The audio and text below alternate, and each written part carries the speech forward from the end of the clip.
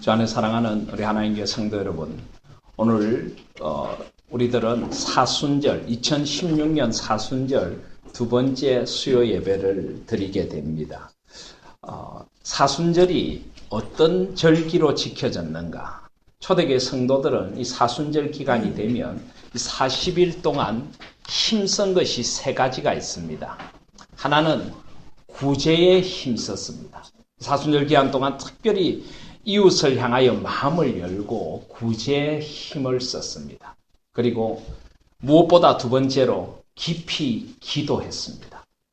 기도하는 가운데 그들은 세 번째로 자주 금식을 했습니다. 금식을 하면서 주님 앞에서 온전히 기도에 깊은 자리에 들어가고 하나님과의 관계를 회복하는 그런 일들에 힘썼습니다. 구제와 기도와 금식, 이것은 초대교회 성도들이 사순절 기간 동안 힘써 행했던 경건의 훈련이고 또 경건의 실천이었습니다. 그런데 이 구제와 기도와 금식은 사실 구약 시대부터 하나님의 백성들, 언약 백성들이 경건의 훈련으로 힘써 왔던 것이고 또 예수님 당시에 많은 경건한 유대인들이 수시로 하나님 앞에서 구제와 기도와 금식을 통하여서 그들의 경건을 하나님 앞에 쌓아갔던 것이기도 합니다. 그래서 오늘 마태복음 6장에 보시면은 바로 우리 예수님께서 그 중요한 세 가지에 대하여 말씀하고 계십니다. 2절에 보시면 그러므로 구제할 때에 구제에 대하여 말씀하십니다. 5절에 보면 또 너희는 기도할 때에 기도에 대하여 말씀하십니다. 16절에 보면 금식할 때에 너희는 이라고 해서 금식에 대하여 말씀하고 계십니다. 이 마태복음 6장 앞에는 뭐가 있습니까? 5장이 있죠. 6장 뒤에는 뭐가 있습니까? 7장이 있습니다. 마태복음 5장, 6장, 7장 세 장을 통틀어서 우리는 뭐라고 부릅니까? 산상수훈이라고 그러죠. 산상보훈. 예수님의 첫 설교이고 예수님의 모든 가르침과 삶을 요약해 놓은 것이 산상수훈이라고 할 수 있습니다. 근데 이 산상수훈을 다음에 또 자세히 살펴볼 기회가 있겠습니다만은 이 구조적으로 볼 때 사실 가장 중간에 위치하고 있는 가장 어쩌면 중요한 부분이 바로 이 마태복음 6장 1절부터 18절입니다. 그러니까 왜 이것이 중요한가 하면 이 산상수훈의 가르침을 삶의 자리로 옮겨 놓는 것이 무엇인가? 그것이 바로 구제와 기도와 금식이다 하는 것입니다. 그래서 사실 이 마태복음 산상수훈에서도 이 구제와 기도와 금식이 굉장히 강조가 됩니다. 그리고 오늘 우리 예수님께서 그 가르침을 주십니다. 초대교회 성도들이 사순절이 되어서 구제와 기도와 금식에 힘썼던 것도 그들이 구약에서부터 전해져 오는 그런 경건의 훈련이고 신약 시대 또 경건의 하나의 대표적인 표시였기도 하지만 무엇보다 우리 주님의 가르치심. 우리 주님께서 바로 바른 구제와 바른 기도와 바른 금식에 대하여 가르치셨기에 이 초대교회 성도들 사순절 기간이 되면 주님의 가르침의 본질로 돌아가자. 그래서 이 구제와 기도와 금식에 힘썼던 것입니다. 사랑하신 여러분, 우리도 지금 사순절 기간을 지나고 있습니다. 사순절에 여러분들은 어떤 경건의 모습을 갖추어가고 계십니까? 물론 우리가 꼭 이런 의식을 굉장히 중요하게 생각하는 교회들처럼 꼭 사순절 기간에만 그렇게 해야 하는 것은 아닙니다. 그러나 우리 인간들에게는 때로 특별한 시간과 특별한 헌신의 자리들이 필요합니다. 하나님께서 우리에게 시간과 공간 속에서 절기를 주시고 어떤 계기를 주시는 것이 그런 이유입니다. 우리는 예수 그리스도의 고난과 그 고난을 넘어서서 십자가와 부활의 은혜를 맞이하기 위하여 준비하는 사순절 기간을 보내고 있습니다. 그렇다면 예수님께서 그토록 강조하셨고 성경이 강조하고 또 초대교회 성도들이 그 예수님의 말씀을 실천하려고 했던 이 구제와 기도와 금식, 우리 하나님의 성도님들도 이 구제와 기도와 금식을 우리 사순절의 경건의 실천으로 좀 실천하시면 좋겠다 하는 생각을 하게 됩니다. 물론 우리가 구약 백성들 또 신약의 백성들처럼 형식적으로 우리가 어떤 특별한 금식의 때를 정해서 하고 하는 것은 현대 사회 속에서 쉽지 않을 것이라고 생각을 합니다. 그렇지만은 하나님 앞에서 이런 경건의 모습들을 하나하나 갖추어가고 힘쓰는 것은 분명히 우리 영혼의 유익을 위하여 참 좋은 것입니다. 사순절 기간이 그런 기간이 될 수 있기를 소원합니다. 그런데 문제는 구제와 기도와 금식을 하긴 하되 어떻게 해야 하는가 하는 것입니다. 사순절 기간은 우리의 신앙의 본질을 회복하는 기간이고 우리 신앙에 뭔가 덕지덕지 달라붙어 있는 잘못된 것들을 떼어내고 비뚤어진 것들을 바르게 하는 기간이 바로 이 사순절의 기간입니다. 하나님과의 온전한 관계를 회복하는 기간인 것입니다. 예수님께서 우리를 위하여 고난을 받으신 그 고난의 의미를 깊이 묵상하며 우리의 죄와 우리의 허물 때문에 주께 십자가로 나가셨음을 기억하며 우리의 죄와 허물과 우리 신앙의 비뚤어진 모습들을 돌아보고 회개하고 돌이키는 기간이 이 사순절의 기간인 것입니다. 하나님과의 관계를 온전히 회복하는 기간이 바로 이 사순절의 기간인 것입니다. 그런 의미에서 오늘 우리 예수님께서는 그 당시 이스라엘 백성들에게 굉장히 익숙했던 이 구제, 기도, 금식 이것조차도 비뚤어지고 잘못된 종교적인 관행이 될 수 있다는 것을 오늘 말씀을 통하여 일깨워 주시며 참된 구제, 참된 기도, 참된 금식이 무엇인가를 가르쳐 주시고 참된 구제와 기도와 금식의 자리로 우리가 나아가기를 원하시는 것입니다. 사랑하신 여러분, 사순절은 신앙의 참됨의 자리로 나아가는 기간입니다. 돌아보십시오. 자기 자신을 하나님 앞에서 깊이 돌아보시고 말씀의 거울에 비추어 보실 수 있기를 바랍니다. 하나님과의 관계를 회복하십시오. 비뚤어진 우리의 신앙의 모습들을 바르게 회복하시는 시간들이 되시기를 바랍니다. 그래서 우리는 말씀의 거울 앞에 계속 우리를 비추어 봐야 합니다. 기도의 깊은 무릎으로 나아가야 하고 때로는 금식하며 주님 앞에 부르짖으며 주님의 뜻과 힘과 능력을 구해야 하는 것입니다. 그래서 우리에게는 이런 사순의 시간이 필요하고 이런 사순의 기간 동안 우리에게 구제와 또 기도와 금식이 필요한 것입니다. 특별히 하나님 앞에서 우리가 살아간다고 하는 것, 그것은 말을 좀 바꾸면은 마음의 창을 닦는 것이다. 이렇게 볼 수도 있습니다. 우리 예수님께서 우리 마음의 눈이 밝아야 하나님을 볼 수 있다라고 했습니다. 우리 마음의 창이 더러워지면은 하나님이 바르게 보이지 않습니다. 내가 누구인가도 바르게 보이지 않고 세상이 잘못 보여지게 됩니다. 그래서 우리 마음의 창을 닦는 기간이 사순절의 기간이다라고 부를 수도 있습니다. 그래서 어떤 학자는 그렇게 이야기했습니다.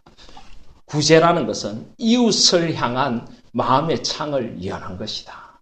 기도는 하늘을 향한 마음의 창을 여는 것이다. 금식은 자신을 향한 마음의 창을 여는 것이다. 이렇게 표현하기도 했습니다. 사순절 기간 동안 우리의 마음의 창문을 깨끗하게 한번 새롭게 닦으실 수 있는 저와 여러분들이 되시기를 바랍니다. 겨우내 묻어있던 먼지들도 털어내고 신앙의 게으름도 이제는 내려놓고 하나님 앞에서 새봄이 다가오는데 신앙의 기지개를 켜실 수 있는 저와 여러분들이 되시기를 간절히 소원합니다. 특별히 우리는 사순절하고 사순의 기간을 생각하는데 왜 40일일까요? 왜 40일일까요? 성경에 보면 40일이 굉장히 중요하죠. 모세가 40주야를 시내산에 있으며 하나님 시내산 꼭대기에 올라가서 하나님을 배웠고 하나님 앞에서 물론 하나님의 영광의 광채를 뵌 거죠. 그리고는 하나님 앞에서 하나님의 말씀을 받았습니다. 40일입니다. 우리 예수님께서 광야에서 그 모든 시험을 이기시고 금식하며 기도하신 것이 바로 40일입니다. 근데 여러분, 이 사순절의 기간도 잘못 보내면 이것이 정말 하나님께 가까이 가고 나를 하나님 앞에 새롭게 하는 기간이 될 수도 있고, 또 잘못하면은 이것이 하나의 종교적인 행위가 되고 나를 오히려 실현하는 그런 기간이 될 수도 있습니다. 마태복음 4장에 보시면은 예수님께서 사탄에게 시험을 받으실 때 시험하는 자가 예수님께 나와서 뭐라고 하십니까? 이 40일을 밤낮으로 금식하신 후에 줄여 계신 예수님에게 이 돌들이 떡이 되게 해라. 그래서 너의 그 배고픔을 채우라 라고 말합니다. 40일의 기도가 결국은 자신의 욕망을 채우는 데 쓰여지도록 사탄은 만들려고 하는 것입니다. 그리고 성전 꼭대기에 세우고 뛰어내리라.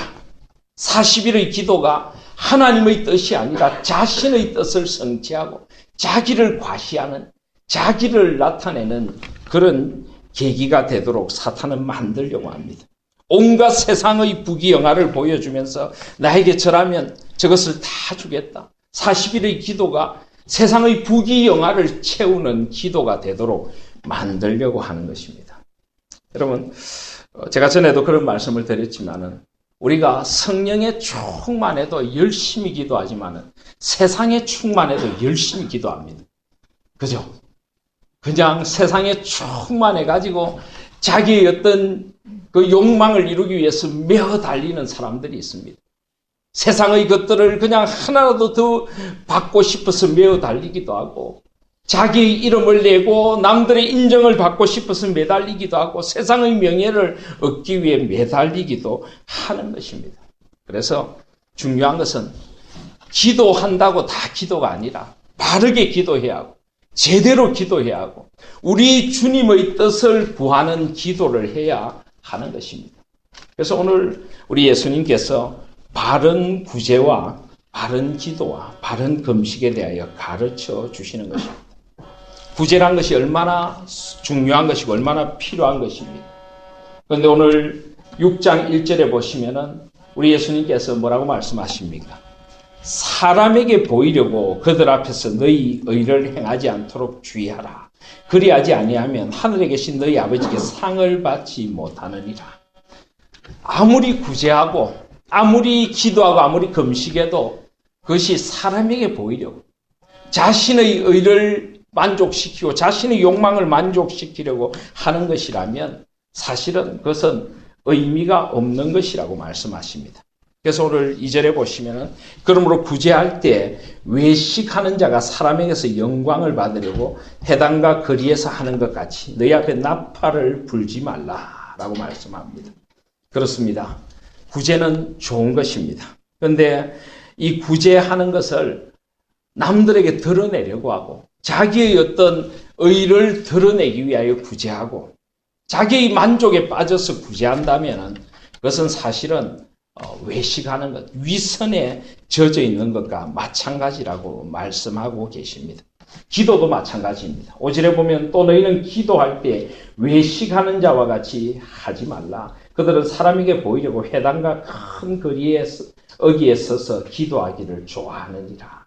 또 금식도 마찬가지입니다. 16절에 보시면 금식할 때 너희는 외식하는 자들과 같이 슬픈 기색을 보이지 말라. 그들은 금식하는 것을 사람에게 보이려 얼굴을 흉하게 하느니라. 이런 위선, 우리 주님은 이런 위선적인 구제, 위선적인 기도, 위선적인 금식을 받지 않는다라고 하십니다. 사랑하신 여러분, 이 사순절 기간 동안 나의 구제와 나의 기도와 나의 금식이 정말 참된 구제와 기도와 금식인지를 꼭 돌아보셔야 합니다. 내가 껍데기 신앙인인가 참된 신앙인인가? 내가 하는 기도가 하나님의 마음에 합한 기도인가? 내가 베푸는 이웃에 대한 사랑이 정말 하나님을 바라보고 바르게 하는 것인가? 내가 금식하고 하나님의 뜻을 구하는 것이 정말 하나님 앞에 서 있는 것인가? 우리는 깊이 사순절 기간 동안 신앙의 본질을 돌아봐야 합니다. 특별히 우리가 요즘 누가복음을 묵상하고 있는데요. 예수님께서 외식하는 바리새인들과 서기관들에 대하여 많이 책망을 하십니다. 이 외식하는 것. 남들 앞에서 그냥 뭐인 척하는 거죠. 이 외식한다는 것은 원래 마스크를 쓰고 쇼를 하는 그런 연극 공연을 펼치는 그런 것에 쓰여지는 단어입니다. 우리 한때 그런 광고 문구도 있었죠. 쇼를 하라, 쇼를 해. 이런 문구가 있었는데 마치 그것처럼 사람들 앞에서 쇼를 하는 것입니다. 내가 거룩한 사람인 척, 내가 사랑이 많은 사람인 척, 내가 기도하는 사람인 척. 근데 사랑하신 여러분, 안타깝게도 우리가 신앙의 연륜이 깊어갈수록 또 신앙의 지도자가 되어갈수록 이런 외식에 우리도 모르게 현혹될 수가 있습니다. 그래서 우리는 주의해야 하는 것입니다. 그리고 우리는 자기를 드러내려고 하는 그런 욕망이 많은 사람들입니다. 어떻게든 자신을 드러내려고 하는 사람들도 많이 있습니다. 구제해놓고 오늘 우리 주님께서는 뭐라고 하십니까? 3절에 보면 너는 구제할 때 오른손이 하는 것을 왼손이 모르게 하라. 여러분, 오른손이 하는 것을 왼손이 모르게 하라. 이거 가능할까요? 오른손이 하는 것을 왼손이 모를 수 있도록 사람이 할 수 있겠습니까? 불가능합니다. 이게 만약에 가능한 분들은 병원에 가보셔야 합니다. 그런데 주님은 지금 과장법을 쓰고 계십니다. 오른손이 하는 것을 왼손이 모를 정도로 그 정도로 하나님 앞에서 바르게 구제하라고 합니다. 근데 우리는 사실 정반대죠, 그죠? 오른손이 하는 것을 그냥 나만 아는 게 아니라 온 세상이 알아주기를 원하죠.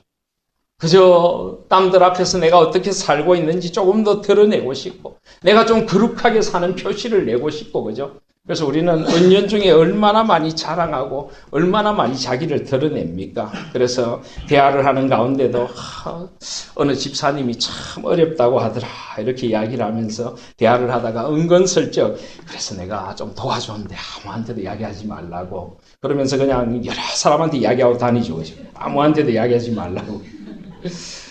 금식하는 거 얼마나 자랑하고 싶습니까?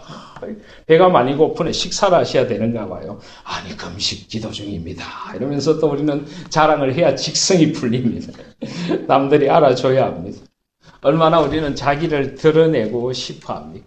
얼마나 자기의 거룩과 경건을 나타내고 싶어 합니까? 또 특별히 우리 문화는 굉장히 체면 문화입니다. 이런 체면 문화가 많다 보니까 남들 앞에서 또 뭔가를 드러내야 됩니다.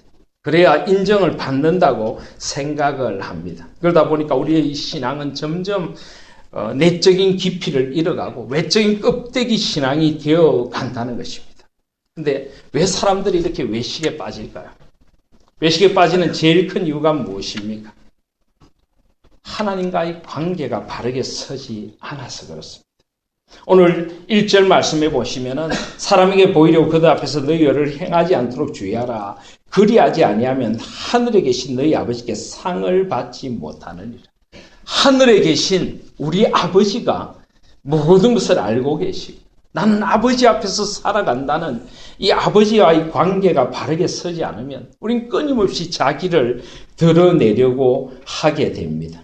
오늘 2절에도 보면은 외식하는 자가 사람에게서 영광을 받으려고. 그러나 하나님의 영광에 대한 인식이 없습니다. 해당과 거리에서 하는 것 같이 너희 앞에 나팔을 불지 말라. 진실로 너희에게 이르노니 그들은 자기 상을 이미 받았느니라.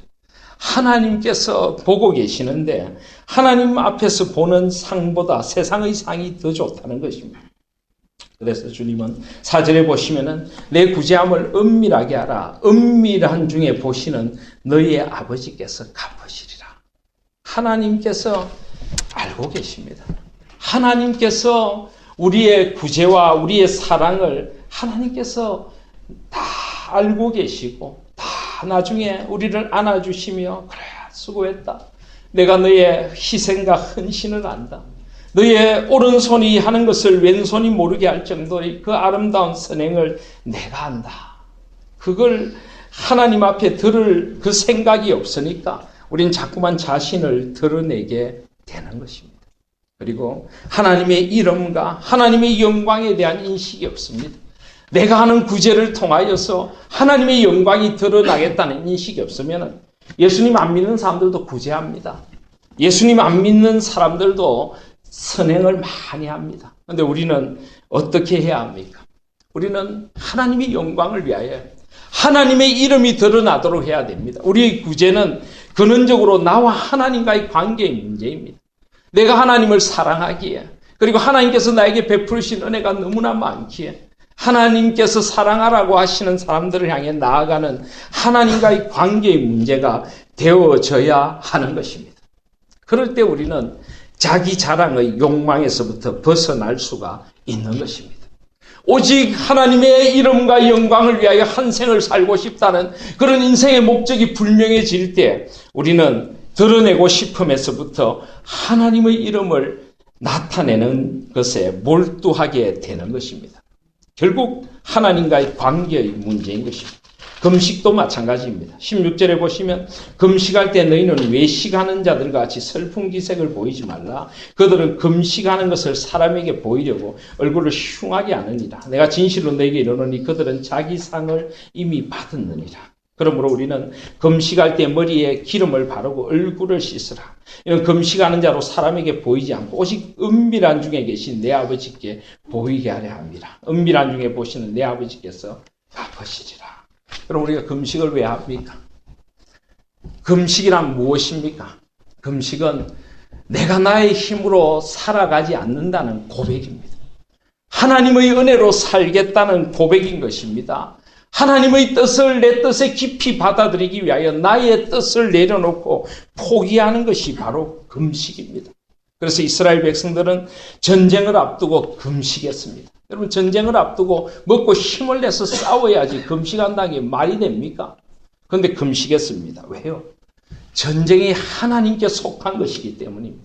나의 힘과 지혜로 싸우는 것 아닙니다. 하나님의 은혜로 우리는 승리하는 것입니다. 그래서 전쟁을 앞두고도 금식하는 것입니다. 전쟁을 앞두고 그들은 할례를 받고 누워 있습니다. 무엇입니까? 하나님께서 해주시리란 고백을 드리는 것입니다. 바로 그것이 금식이고 그것이 하나님 앞에서 자신을 내려놓는 것입니다. 그러므로 우리는 하나님과의 관계를 깊이 해야 합니다. 사람들에게 내가 금식하는 것을 드러내는 것이 중요한 것이 아니고 하나님 앞에서 내가 어떤 사람인가로 서는 것이 중요한 것입니다. 자꾸만 우리가 외식하게 되는 이유는 결국은 하나님과의 관계가 바르게 서지 않아서 그렇습니다. 교회 안에서 자기 자랑이 심한 사람들이 있습니까? 자기를 드러내지 못해서 안달인 사람들이 있습니까? 하나님과의 관계를 다시 한번 깊이 점검해 보실 수 있기를 바랍니다. 오직 주님, 오직 주님의 은혜이고 오직 주님의 은혜만 내 삶에 드러나기를 소원합니다. 이런 소원이 깊어갈수록 우린 외식에서부터 벗어나고 자기를 드러내면서부터 벗어나고 하나님을 나타내는 사람들이 될 줄 믿습니다. 그리고 그 한가운데 바로 이 기도가 있습니다. 그러므로 우리는 기도해야 합니다. 깊이 기도해야 하는 것입니다. 깊이 기도할 때에 우리는 자기를 드러내려는 유혹에서부터 자유로울 수 있습니다. 깊이 기도할 때 하나님의 뜻을 구하고 하나님의 마음으로 사람들을 섬기며 자신을 바르게 세울 수 있는 것입니다. 그런데 기도조차도 자랑이 되는 사람들이 있다고 5절에 말씀하십니다. 또 너희는 기도할 때 외식하는 자같이 하지 말라. 그들은 사람에게 보이려고 회당과 큰 거리 어귀에 서서 기도하기를 좋아하느니라. 특별히 그 당시 유대인들, 바리새인들, 종교 지도자들은 사람들에게 기도 많이 하는 사람으로 보이기를 굉장히 노력했습니다. 그래서 내가 진실로 너에게 이르노니 그들은 자기 상을 이미 받았느니라. 하나님께 받을 상이 없다는 것입니다. 사랑하신 여러분, 우리 교회는 이런 분이 전혀 안 계십니다. 근데 제가 교회를 섬기다 보면은 기도도 자랑이 되는 사람들이 있습니다. 그래서 꼭 그 새벽 기도 오는 거 자랑하고 또 새벽 기도 오면 꼭 주위를 둘러보면서 누가 왔는지 체크하는 분들이 계십니다. 그냥 하나님 앞에 기도하실 수 있기를 바랍니다. 주님 앞에서 정말 주님의 은혜 하나를 사모하며 기도하라고 말씀하십니다. 그래서 6절에 보시면은 너는 기도할 때 내 골방에 들어가 문을 닫고 은밀한 중에 계신 내 아버지께 기도하라. 골방으로 들어가라. 그렇습니다. 이것은 우리가 공중 기도에 나오지 말라는 것 아닙니다. 새벽 기도회에 나오지 말라는 것 아닙니다. 이것은 영혼의 골방, 우리 마음의 골방이 있어져야 한다는 것입니다. 하나님만 바라보면서 하나님과의 깊은 관계 속에서 기도하지 사람들을 의식하고 사람들에게 보이려고 기도하지 말라는 것입니다. 은밀한 중에 계신 내 아버지께 기도하라. 은밀한 중에 보시는 내 아버지께서 갚으시리라. 사랑하시는 여러분, 기도는 살아계신 하나님 아버지와 내가 만나는 것입니다. 나의 모든 것을 아시는 아버지 앞에서 나의 마음을 쏟아놓고 나의 마음을 향한 아버지의 뜻과 아버지의 사랑을, 아버지의 은혜를 받는 것입니다. 하나님을 만나는 기도를 하실 수 있는 저와 여러분들이 되시기를 바랍니다. 그리고 우리가 기도가 하나님과의 이런 깊은 만남이란 걸 안다면 기도하지 않을 수 없는 것이요. 여러분, 기도가 얼마나 달콤하다는 것을 아셔야 합니다. 기도의 자리가 얼마나 주님 앞에서 아름답고 정말 은혜의 눈물로 가득한 자리인 걸 아셔야 합니다. 이 기도의 맛을 알아야 신앙의 참맛이 열려가는 줄 믿습니다. 이 기도의 골방 속에서 주님과 만나는 그 기쁨을 누리시길 바랍니다. 그리고 아버지 앞에 기도한다. 여러분, 아버지 앞에 기도하는 것입니다.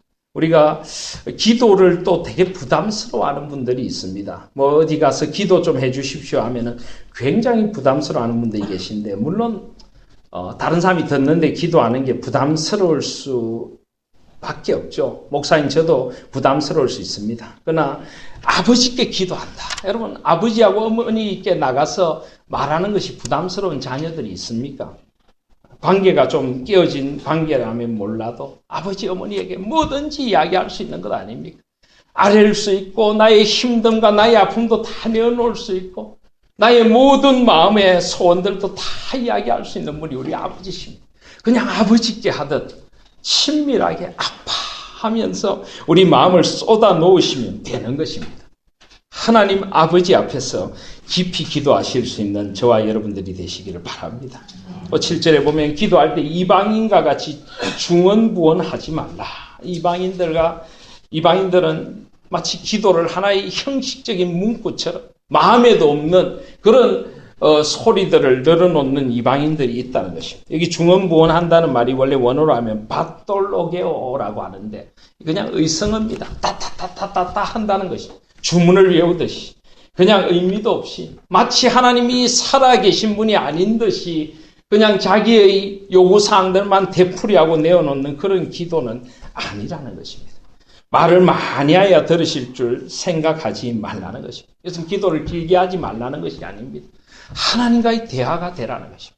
나 혼자 일방적으로 쏟아놓는 그런 것이 아니라 하나님과의 깊은 대화 속에서 하나님의 음성을 듣기도 하고 하나님의 뜻을 구하기도 하고 하나님 앞에서 하나님과의 깊은 만남의 자리를 쌓아가는 것이 기도라고 말씀하십니다. 그래서 8절에 보면 그러므로 그들을 본받지 말라. 구하기 전에 너희에게 있어야 할 것을 너희 하나님 너희 아버지께서 아시느니라. 하나님은 우리의 모든 것을 아십니다. 우리에게 무엇이 필요한가를 아십니다. 그분 앞에서 우리의 마음을 쏟아놓고 아버지의 뜻을 구하시길 바랍니다. 아버지의 계획을 구하십시오. 아버지의 원함을 구하실 수 있는 저와 여러분들이 되시기를 바랍니다. 그래서 이 사순절 기간 동안 정말 우리의 이 사순절이 하나님과 깊이 기도하는 기도의 골방이 되실 수 있기를 소원합니다.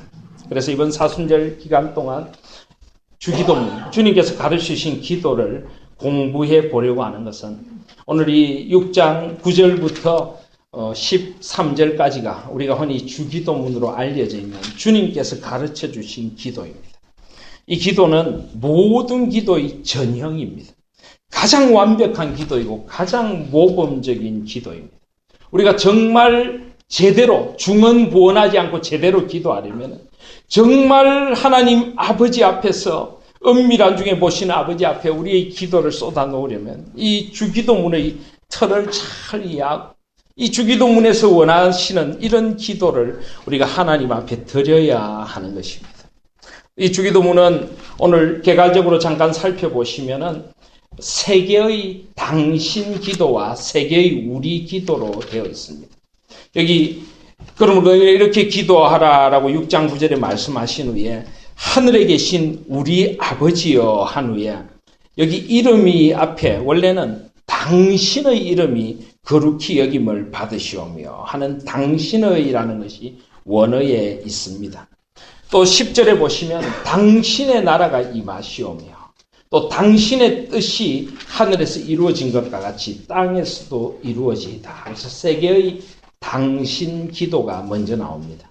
그리고 11절에 보시면 오늘 우리에게 일용할 양식을 주시옵고 우리가 우리에게 죄지은 자를 사해 준 것 같이 우리 죄를 사해 주시옵고 우리를 시험에 들게 하지 마시옵고 다만 악에서 구하시옵소서. 그래서 세 개의 우리 기도, 우리에게 일용할 양식을, 우리에게 용서함을, 그리고 우리를 시험에 들지 않게 지켜달라는 세 개의 우리 기도가 함께 나옵니다. 세 개의 당신 기도, 세 개의 우리 기도. 그래서 우리가 가지고 계신 이 새 성경 제일 앞에 앞표지에 보시면 새로 번역된 주기도문이 있습니다. 우리 한번 보시겠습니까? 새로 번역된 주기도문 보시면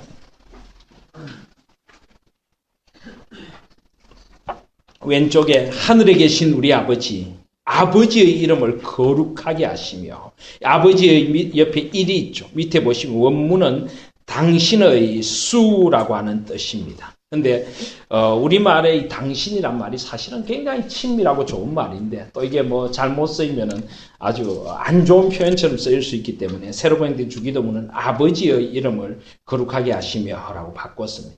그리고 아버지의 나라가 오게 하시며 또 아버지의 이름을 거룩하게 하시면은 이번에 보시면 아버지께서 우리를 통하여 당신의 이름을 거룩하게 하소서라는 의미가 함축되어 있습니다.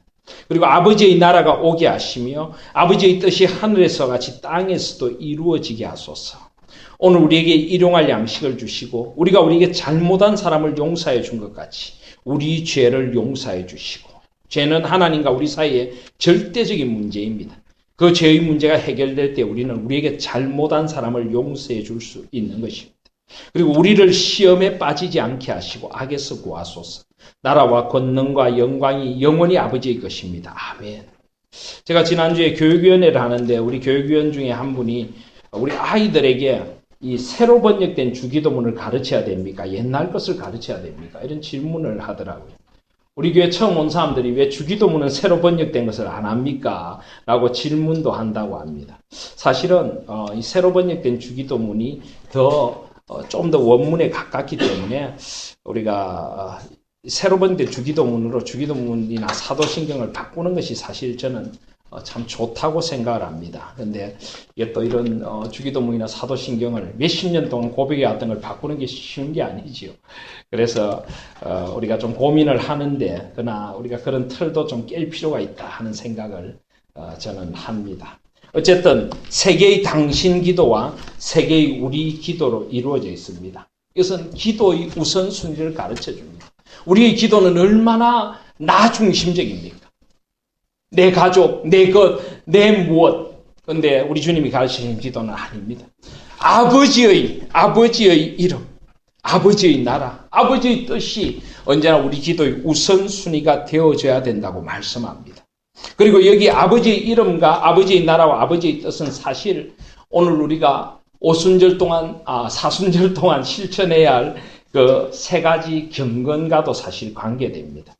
우리는 구제할 때 나의 이름이 아니라 아버지의 이름이 거룩해지고 아버지의 이름이 드러나도록 구제해야 합니다. 우리는 기도할 때 내가 중심이 되는 삶이 아니라 아버지가 중심이 되는 아버지의 나라가 임하도록 우리는 기도해야 합니다. 우리는 금식을 통해서 아버지의 뜻이 내 뜻에 임하여 내 뜻이 무너지고 아버지의 뜻이 내 삶에 설 수 있도록 기도해야 하는 것입니다. 그래서 이것은 사실 구제와 기도와 금식과도 깊이 관계가 있습니다. 그리고 이것은 우리 과거와 현재와 미래가 사실은 다 들어있습니다. 한번 생각해 보십시오. 아버지의 이름이 거룩히 여김을 받게 해달라. 아버지는 아버지의 이름을 우리에게 나타내셨습니다. 그리고 우리가 아버지가 어떤 분인지 아버지의 이름을 아는 존재로 이 땅에 보내주셨습니다. 그래서 우리는 아버지의 이름을 따라서 아버지의 그 거룩하신 이름을 따라 우리는 이 땅에 보내어졌습니다. 그리고 지금 현재 우리는 아버지의 나라를 살아갑니다.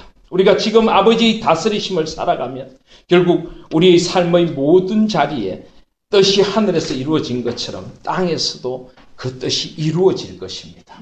아버지의 이름을 통하여 이 땅에 보냄받은 우리가 지금 현재 아버지의 나라를 살아가야 하고, 그리고 아버지의 뜻이 우리 삶에 계속하여 이루어지도록 살아가야 합니다. 11절 이하에 보시면 오늘 우리에게 일용할 양식을 주옵시고, 오늘 하루하루를 아버지의 은혜로 살아갑니다. 그리고 12절에 보시면 우리가 우리에게 죄 지은 자라, 우리의 과거의 죄와 우리의 상처의 문제가 하나님 앞에 해결되어야 하는 것입니다. 그리고 13절에 보면 우리를 시험에 들게 하지 마시오. 우리 삶의 자리에서 만나는 시험과 악들에서부터 우리를 계속하여 구해달라고 기도를 드립니다. 우리의 과거와 현재와 미래가 이 기도 속에 다 들어있습니다. 또 인간의 가장 절실한 필요 3가지가 여기에 다 들어있습니다. 빵과 떡의 문제, 어떻게 하루를 살아갈 것인가의 문제, 그리고 용서와 치유의 문제, 그리고 시험과 악의 문제들이 이곳에 다 들어있습니다. 이 주님께서 가르치신 기도는 인간의 모든 필요와 우리가 마땅히 구해야 할 하나님의 모든 뜻들이 이곳에 다 들어있는 것입니다. 그래서 기도 중에 기도이고 가장 아름다운 기도이고, 이 주기도문을 따라서 우리가 기도해야 하고, 이 주기도문의 틀 속에서 기도해야 하며, 이 기도가 우리 삶에 이루어지도록 해야 하는 것입니다. 이 기도는 하늘에 계신 우리 아버지여라고 하는 거룩한 부름으로부터 시작합니다. 그리고 하나님의 영광을 향한 송영으로 끝이 납니다. 나라와 권세와 영광이 아버지께 영원히 있사옵나이다. 아멘. 우리는 아버지의 이름을 부름으로 우리의 참된 삶을 시작합니다.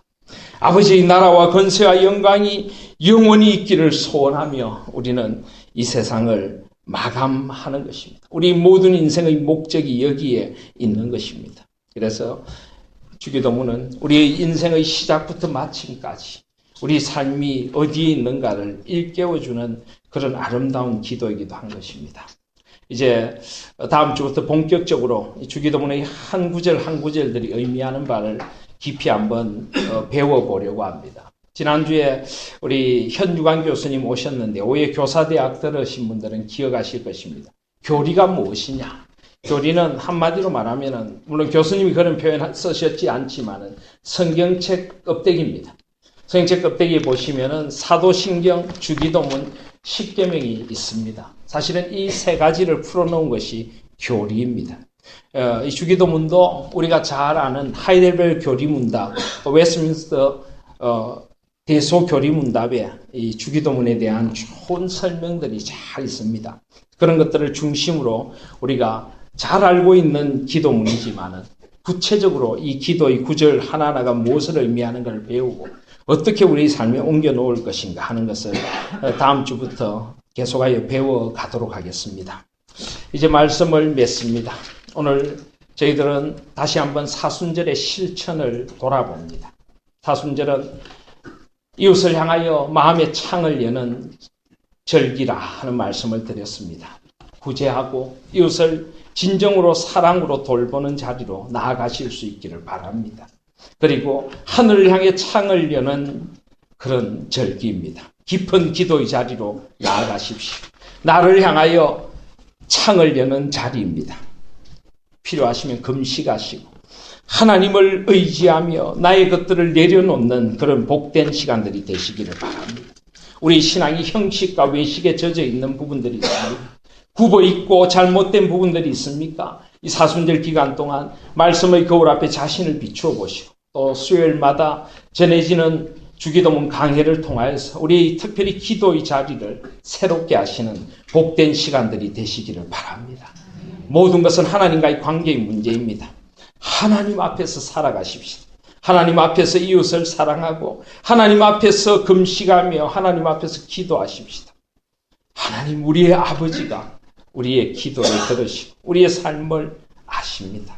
하나님 앞에서 먼저 구해야 할 것이 무엇인가를 알고 우리가 꼭 구해야 할 것이 무엇인가를 알아가시는 저와 여러분들이 되시기를 바랍니다.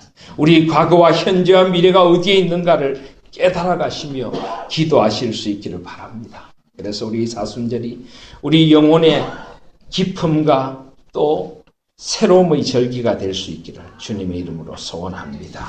아멘.